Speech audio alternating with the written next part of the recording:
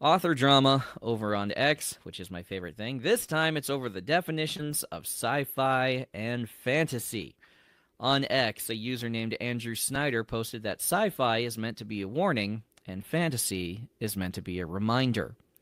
This ignited, of course, a firestorm of controversy as authors raged against the idea that they were writing anything more than just entertaining stories.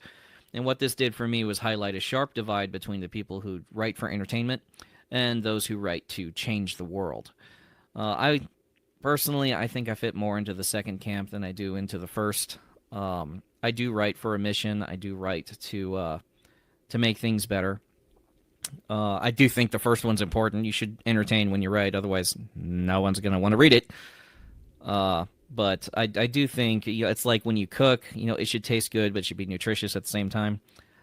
Um, on a personal level, I think that the authors who are constantly preaching, no, only ever write for entertainment, they're refusing to take responsibility for the stuff that they're writing. They say they're just writing fun stories, which is fine. I'm all for fun stories. But fun stories shaped me as a kid. My heroes when I was growing up were Han Solo, Talon Card, Prince Davian.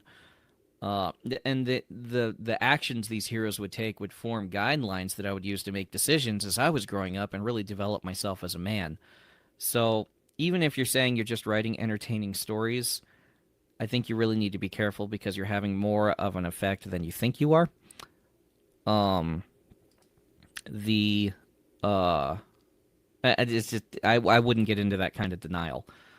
Uh, and I'm going to use Thomas's favorite word. It's kind of an author zeitgeist issue. Why do authors write what they write when they write it? Uh, so you take a look at that and you decide which side you fall on. I'm more than happy to argue this out with people.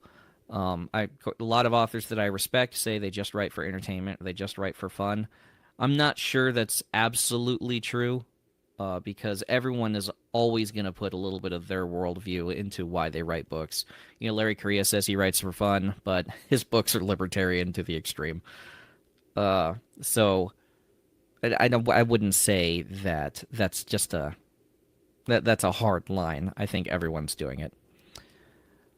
I'm not sure I would have read Monster Romantasy when I grew up. Just saying.